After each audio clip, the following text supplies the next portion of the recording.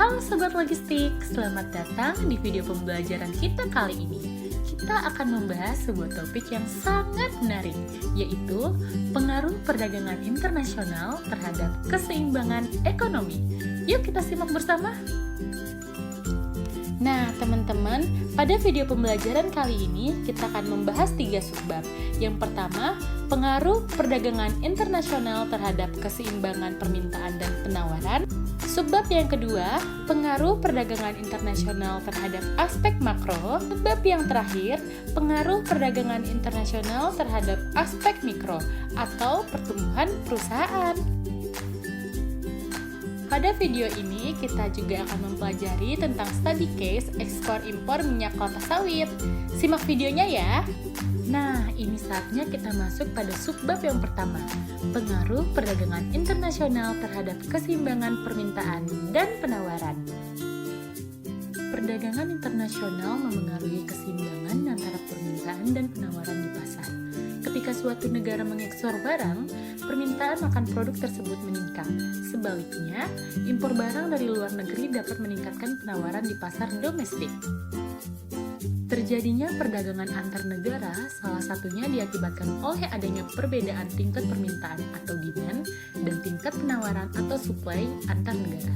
Terjadinya tingkat permintaan antar negara disebabkan oleh adanya perbedaan pendapat dan selera konsumen antar negara dan lain-lain yang mempengaruhi permintaan dan pola konsumsi masyarakat. Perbedaan penawaran antar negara disebabkan oleh perbedaan jumlah dan kualitas faktor produksi, derajat teknologi yang digunakan, eksternalitas, dan lain-lain yang mempengaruhi produksi dan penawaran. Adapun pengaruh keseimbangan permintaan dan penawaran, yang pertama, harga stabil. Ketika pasokan berlebih, produksi dalam negeri melimpah. Kelebihan produksi bisa diekspor ke negara lain.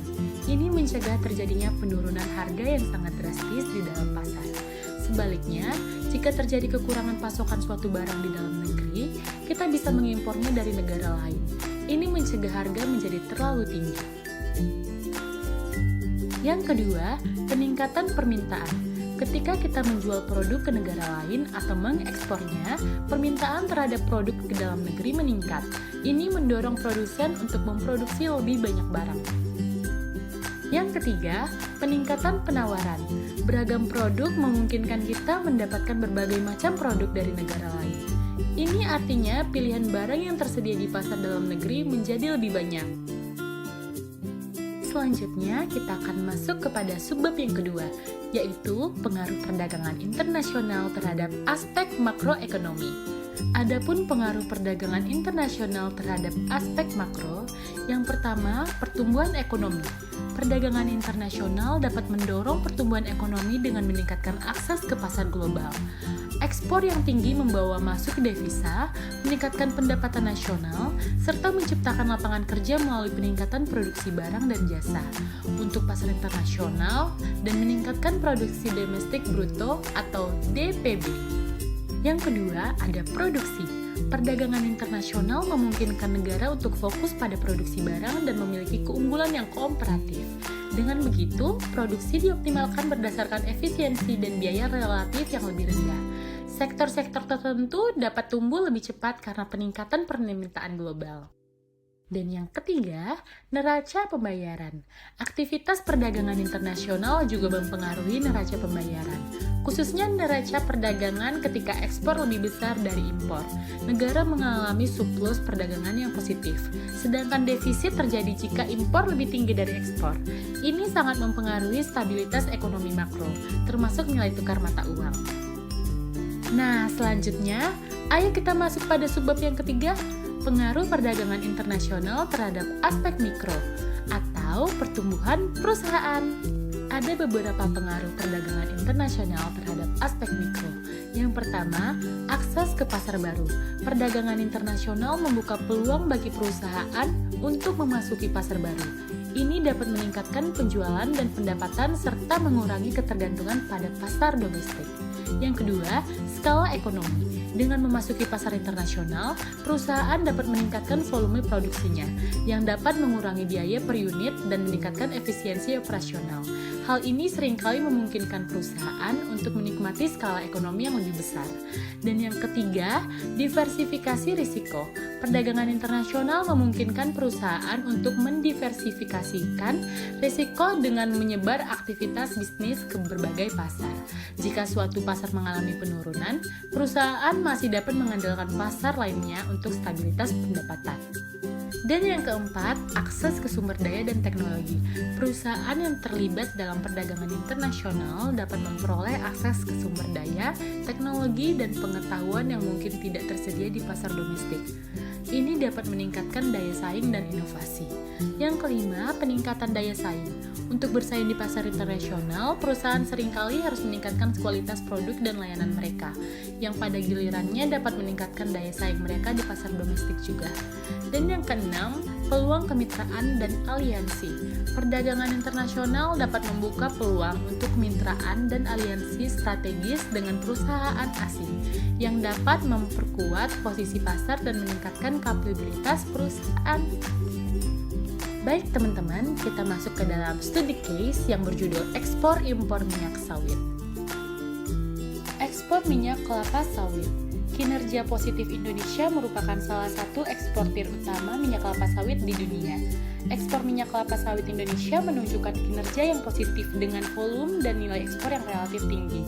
Ini berkontribusi signifikan terhadap pendapatan negara dan meningkatkan posisi Indonesia di pasar global. Permintaan global untuk minyak kelapa sawit terus meningkat, terutama dari negara-negara di Asia, Eropa, dan Amerika Utara. Ini memberikan peluang bagi Indonesia untuk memberikan pangsa pasar yang meningkat di ekspor. Impor minyak kelapa sawit relatif rendah. Impor minyak kelapa sawit Indonesia relatif rendah karena negara ini adalah produsen dan eksportir utama. Biasanya, Indonesia lebih fokus pada ekspor daripada impor minyak kelapa sawit. Kebutuhan internal Indonesia memproduksi sebagian besar minyak kelapa sawit yang dikonsumsinya. Impor mungkin diperlukan untuk memenuhi kebutuhan tertentu atau mengatasi fluktuasi produksi domestik. Secara keseluruhan, kinerja ekspor minyak kelapa sawit Indonesia sangat baik dan menjadi salah satu komponen penting dalam pertumbuhan ekonomi nasional. Pengelolaan yang efektif dari sektor ini dapat terus meningkatkan kontribusinya terhadap perekonomian Indonesia. Keseimbangan antara penawaran dan permintaan minyak kelapa sawit di Indonesia. Yang pertama, penawaran. Produksi domestik Indonesia adalah salah satu produsen terbesar minyak kelapa sawit di dunia. Penawaran domestik yang tinggi berasal dari perkebunan kelapa sawit yang luas dan beragam di seluruh negeri. Produksi ini seringkali mencukupi kebutuhan domestik dan menyediakan surplus untuk ekspor. Ada juga permintaan global untuk minyak kelapa sawit tetap tinggi, terutama di negara pasar berkembang dan negara maju yang membutuhkan produk ini untuk berbagai aplikasi industri dan konsumen. Permintaan domestik selain internasional, ada juga permintaan domestik yang signifikan untuk minyak kelapa sawit di Indonesia, terutama untuk konsumsi makanan dan produksi olahan lainnya. Keseimbangan penawaran dan permintaan. Ekspor versus kebutuhan domestik, secara umum Indonesia dapat mempertahankan keseimbangan antara penawaran dan permintaan melalui ekspor yang kuat sambil memenuhi kebutuhan domestik. Jika penawaran domestik melebihi permintaan domestik, surplus tersebut diekspor untuk memenuhi permintaan internasional. Yang kedua, fluktuasi harga. Keseimbangan penawaran dan permintaan dapat mempengaruhi harga minyak kelapa sawit. Ketidakseimbangan seperti kelebihan penawaran atau kekurangan permintaan dapat menyebabkan fluktuasi harga di pasar internasional maupun domestik.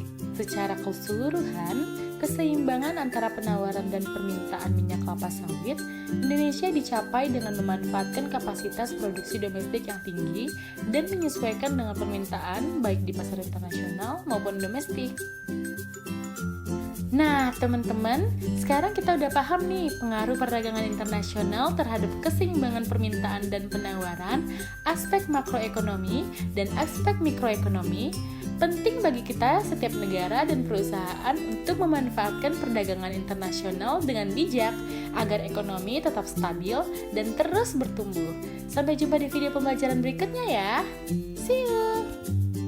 Kepada dosen pembimbing Yulinda SE, MSI, MBA, dan seluruh anggota tim yang telah berkontribusi, Muhammad Tegar Prakoso dengan NIM 4132311027 sebagai editor 1, Bibit Kurnia Prayogo dengan NIM 4132311008 sebagai editor 2, Kania Eka Fadila dengan NIM 4132311004 sebagai penulis naskah, Okta Delima Lumbang Toruan dengan NIM 4132311023 sebagai voice over.